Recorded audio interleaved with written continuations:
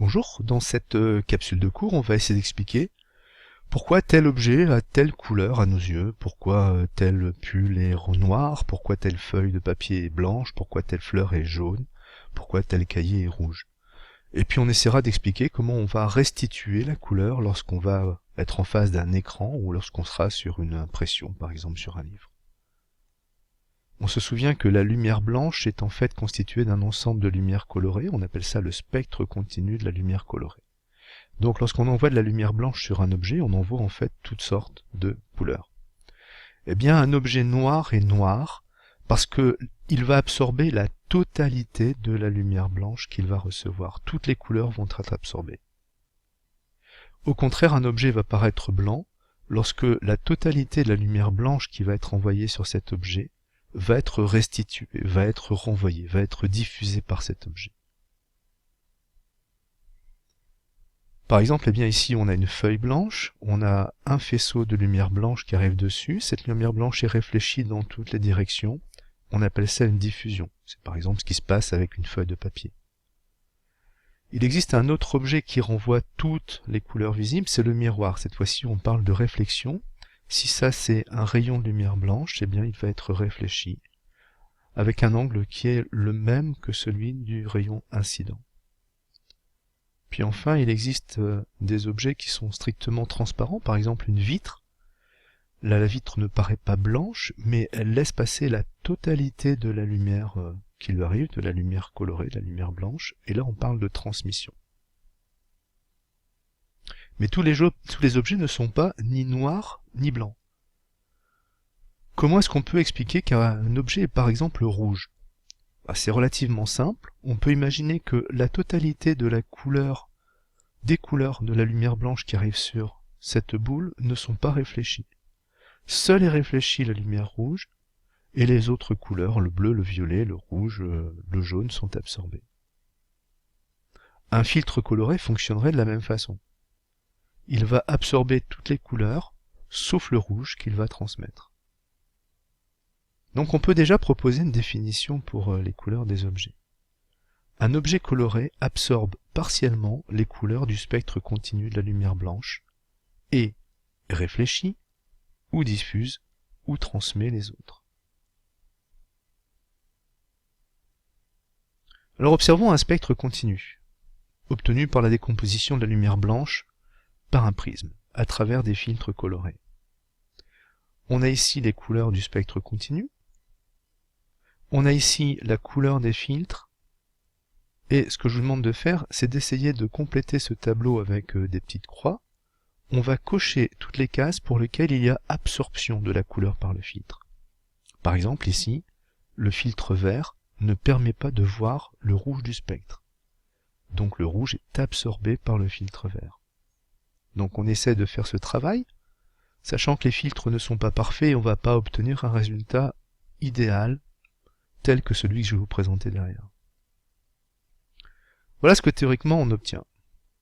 On voit qu'avec le filtre vert, le filtre rouge et le filtre bleu, tout est absorbé, sauf le vert pour le filtre vert, le rouge pour le filtre rouge, le bleu pour le filtre bleu.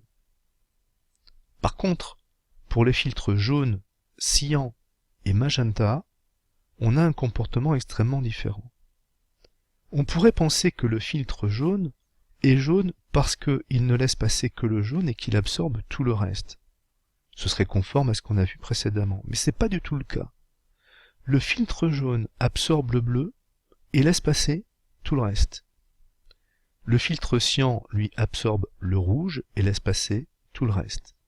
Le filtre magenta absorbe le vert et laisse passer tout le reste.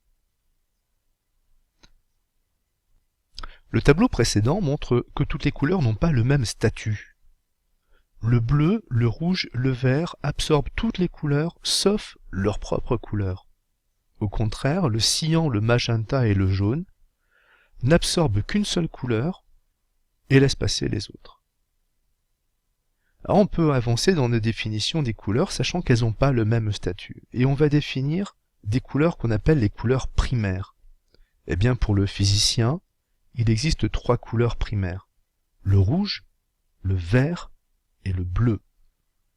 Les couleurs primaires pour le physicien sont le rouge, le vert, le bleu. Le cyan, le magenta et le jaune sont des couleurs secondaires. Sur ce cercle chromatique, on voit bien ici nos trois couleurs primaires, le rouge, le vert et le bleu. Le jaune est à l'opposé du bleu. Eh bien, on dit que le jaune et le bleu sont des couleurs complémentaires. Alors pourquoi sont-elles complémentaires, ce jaune et ce bleu? Si je reprends le tableau précédent, je vois que le filtre bleu absorbe tout sauf le bleu. Je vois que le filtre jaune laisse tout passer sauf le bleu qu'il absorbe. Autrement dit, eh bien, on a ici complémentarité entre ces deux lignes. Bleu et jaune sont complémentaires. Bleu est une couleur primaire, jaune est une couleur secondaire. De la même façon, rouge et cyan sont complémentaires. Et enfin, magenta et vert sont complémentaires.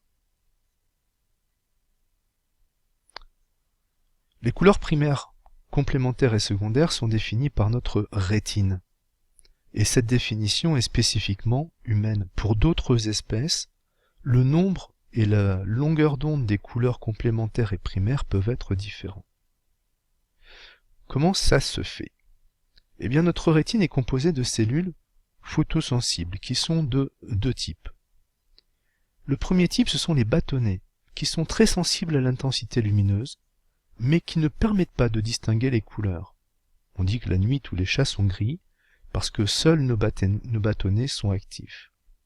Et de la même façon, les couleurs du ciel ne sont pas visibles à l'œil nu. Lorsqu'on regarde les étoiles, elles nous paraissent toutes plutôt blanches, alors qu'en réalité, le ciel est extrêmement coloré.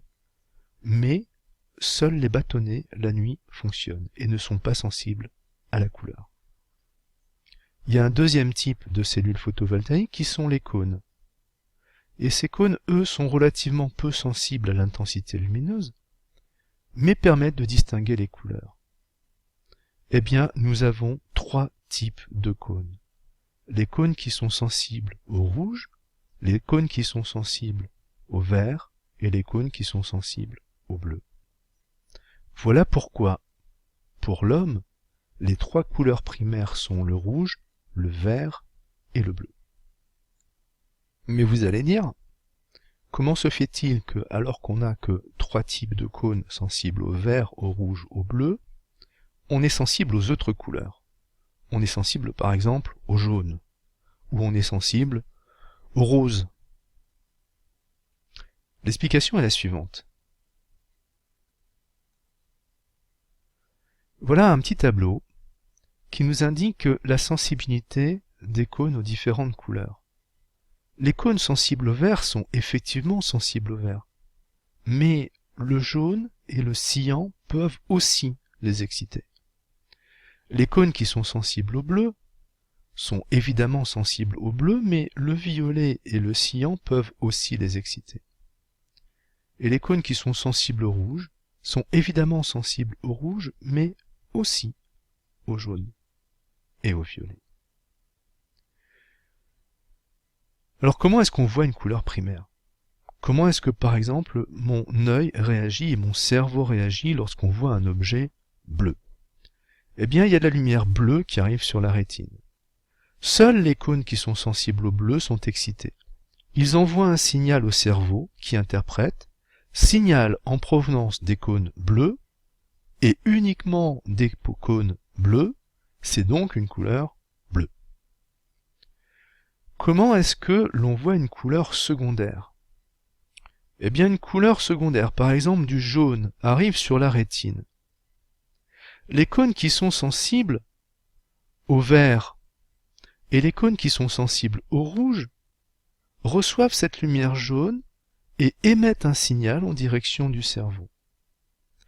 Notre cerveau reçoit une information de la rétine, des cônes rouges et des cônes verts, et il interprète ça comme étant du jaune. Enfin, lorsqu'on voit du blanc, les trois cônes envoient simultanément un signal au cerveau, puisque le blanc est constitué de l'ensemble de ces couleurs. Donc les cônes rouges, les cônes verts et les cônes bleus envoient un signal au cerveau qui traduit ça comme étant du blanc. Remarque, notre cerveau est même capable d'inventer des couleurs qu'on ne trouve pas dans le spectre continu. Il est capable d'inventer du magenta, du marron, du rose, toutes sortes de couleurs qui n'existent pas en réalité dans la nature, qui n'ont pas de réalité physique, qui sont juste des interprétations de notre cerveau. Le daltonisme est une anomalie dans laquelle un ou plusieurs des trois types de cônes de la rétine sont déficients. Une partie du spectre lumineux n'est pas vue ou est mal interprétée. Le daltonisme vert-rouge, la forme la plus courante, se traduit par une confusion entre les couleurs rouges et vertes. Voilà une simulation de ce que verrait un œil normal. Voilà une simulation de ce que verrait un daltonien qui a cette anomalie de vision.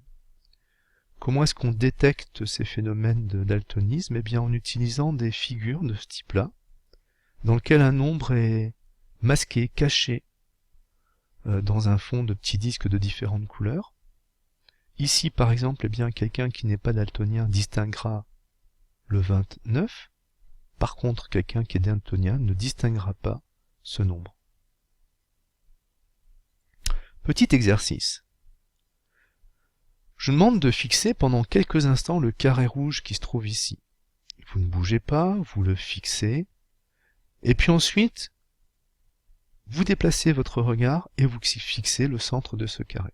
Alors je vous laisse faire, vous pouvez mettre la vidéo en pause, et au bout de 3 minutes, vous reprenez.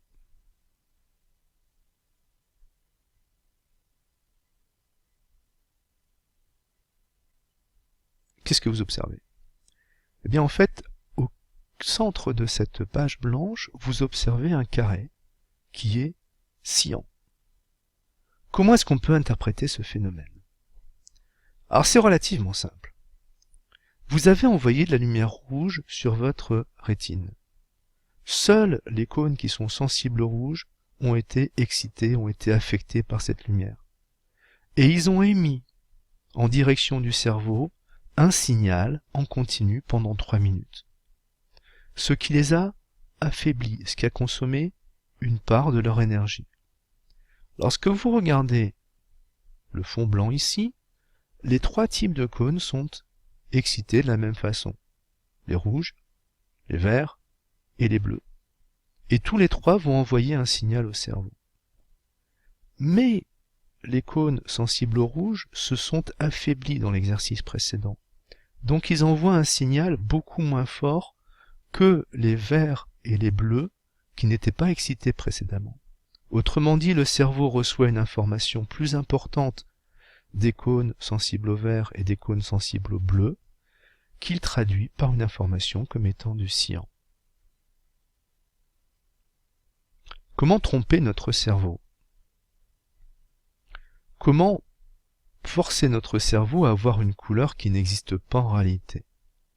Par exemple, lorsque vous regardez un film à la télé, au cinéma, sur un écran quelconque, et qu'il y a par exemple un champ de tournesol, eh bien ces tournesols n'émettent pas de lumière jaune. Il n'y a pas de jaune qui est émis par cet écran. Alors comment on explique ça? Eh bien quand une lumière jaune arrive sur la rétine, les cônes qui sont sensibles au rouge et au vert envoient simultanément un signal au cerveau qui interprète signal en provenance simultanée des cônes rouges et verts, donc il interprète ça comme étant du jaune. Autrement dit, si on envoie du rouge et du vert sur notre rétine, notre cerveau interprète signal en provenance simultanée des cônes rouges et verts, donc du jaune, bien que notre rétine n'ait reçu aucune lumière rouge. Autrement dit encore, en additionnant du rouge et du vert, on trompe notre cerveau qui voit du jaune. Enfin, en additionnant les 3 couleurs primaires, on peut reconstituer toutes les couleurs de notre environnement. C'est le principe de la synthèse additive. 4e définition. Toute couleur perçue par notre cerveau est en fait réductible à un mélange de proportions diverses de vert, de rouge et de bleu. La synthèse additive, ça consiste à tromper notre cerveau en ne lui envoyant que des signaux bleus, rouges et verts, que pourtant il va traduire en plusieurs millions de couleurs et de teintes. Sur tous nos écrans couleurs, on peut distinguer des chromophores, qui sont verts, bleus, rouges. Ce qu'on appelle un pixel sur un écran, c'est l'ensemble de 3 chromophores, vert, bleu, rouge. Lorsque ces 3 chromophores fonctionnent, c'est blanc. Lorsqu'aucun de ces chromophores ne fonctionne, le pixel est noir. Lorsque uniquement le chromophore vert fonctionne, le pixel est vert. Lorsque le chromophore vert et le chromophore rouge sont allumés, le pixel est jaune. C'est ce qu'on appelle le principe de la synthèse additive. En informatique, c'est une méthode qui est extrêmement utilisée. Pour reconstituer une couleur, on va utiliser par exemple la méthode RGB pour Red, Green and Blue. Et puis on a 3 variables. Et à chaque variable, par exemple, on va affecter un octet. Un octet, c'est 256 valeurs. Donc on va pouvoir aller de 0 à 255. Et en fonction de chacune des valeurs qu'on va affecter à cet octet, on aura une couleur différente. Le nombre de combinaisons possibles, c'est 2 10 puissance 24. Parce qu'un octet, c'est 24 bits. Et on obtient plus de 16 millions de couleurs possibles. Plus de couleurs que notre œil n'est sensible. Alors en photographie numérique, eh bien, on retrouve cette additivité des couleurs. Par exemple, on peut utiliser un logiciel, PhotoFiltre par exemple, qui permet de récupérer les composantes vertes, rouges et bleues d'une photographie numérique. Par exemple, pour obtenir le rouge, il suffit de mettre le cyan à 0. Donc il est assez facile à partir d'une photo couleur d'obtenir les 3 masques rouge, vert et bleu correspondants. Ce qu'on peut faire ensuite, c'est superposer ces différents masques pour voir ce que ça donne. Alors il existe une petite application qui s'appelle Image Ink qui permet de superposer donc 2 masques et d'obtenir le résultat. Eh bien, si on superpose 2 masques, puis le 3e masque, on restitue et on reconstitue la photo initiale, la photo couleur.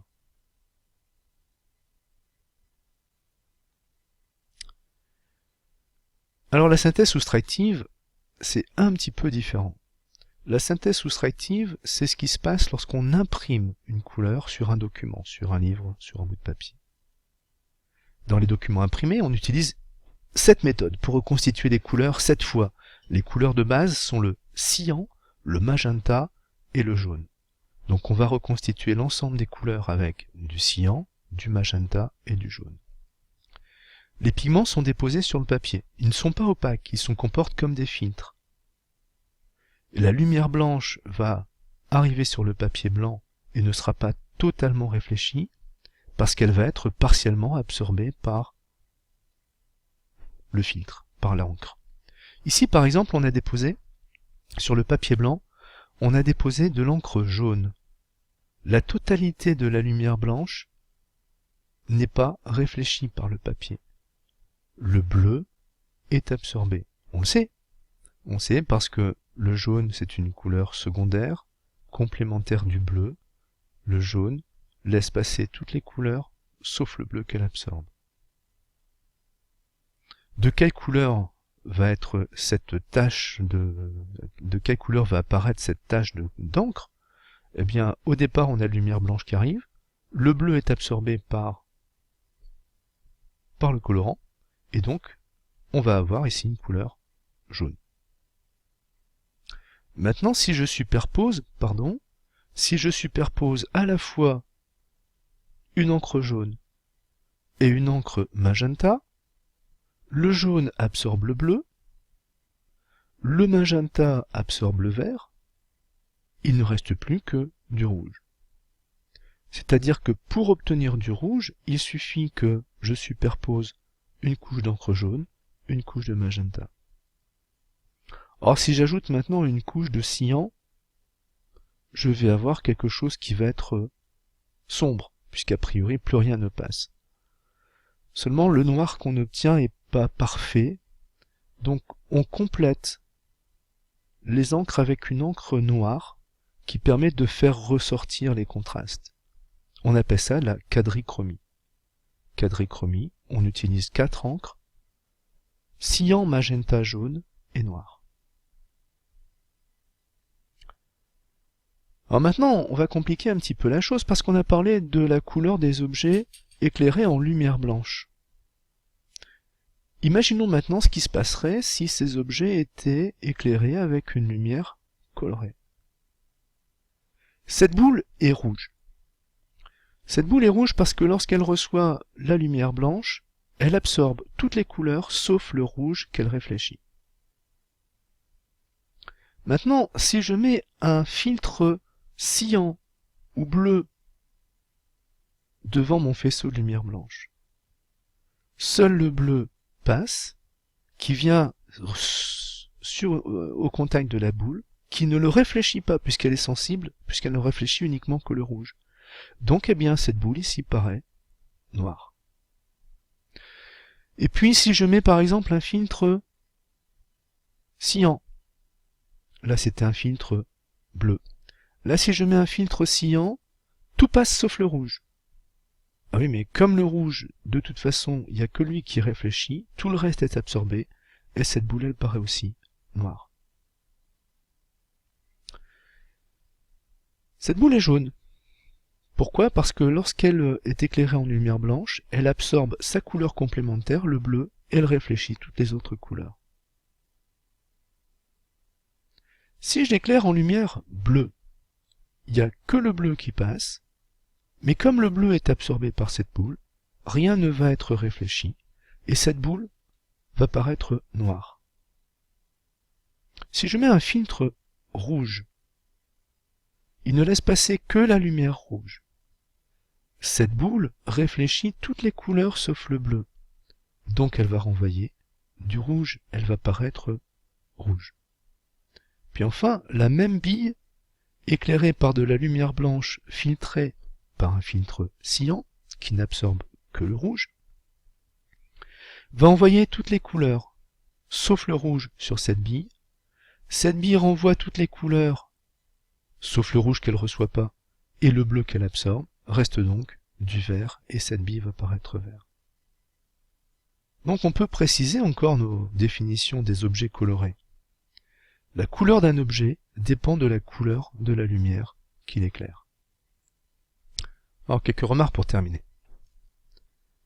Il n'y a qu'une seule façon d'obtenir le rouge, qui est une couleur primaire. Il faut absorber toutes les autres couleurs du spectre continu de la lumière blanche. C'est ce qu'on voit ici. Par contre, pour obtenir du jaune, qui est une couleur secondaire, il y a plusieurs méthodes. On pourrait imaginer ne conserver que le jaune du spectre continu. C'est faisable. Ça se fait avec des filtres qu'on appelle des filtres monochromatiques ou interférentiels. Vous voyez que ce sont des filtres qui sont quand même assez chers. Autre méthode, on met un filtre qui absorbe le bleu et qui laisse passer tout le reste. Donc on n'absorbe que la couleur complémentaire. Puis troisième méthode, on ne produit pas du tout le jaune. Il suffit de produire du vert et du rouge, et par synthèse additive, on voit du jaune. Comment préciser quelle est la couleur d'un objet ou quelle est la couleur de la lumière qu'il renvoie? Eh bien, on va utiliser des spectres qu'on appelle des spectres d'émission. Il suffit qu'on regarde une source lumineuse et on va relever l'intensité lumineuse pour chaque couleur, pour chaque longueur d'onde. Voilà, par exemple, eh bien, le spectre lumineux du soleil vu au niveau de la surface du sol. Si je mets un filtre rouge devant cette lumière, voilà ce que j'obtiens. Je vois que seule la partie rouge de cette lumière est passée. C'est ce qu'on appelle un spectre de transmission. Puis enfin, il y a un autre type de spectre qui s'appelle un spectre d'absorption, qui sera d'autant plus élevé que la lumière est absorbée. Dans le spectre de transmission, le spectre est d'autant plus élevé que la lumière passe, que la lumière est réfléchie. Dans un spectre d'absorption, le spectre est d'autant plus élevé que la lumière est absorbée. Donc ici, par exemple, le bleu, le violet, le vert sont très largement absorbés, le rouge est très faiblement absorbé. Donc on a des spectres, celui-ci et celui-ci, qui sont très similaires. Cette absorption est caractérisée par un nombre sans unité qui s'appelle l'absorbance, dont on parlera bientôt. Voilà, c'est terminé pour cette première capsule.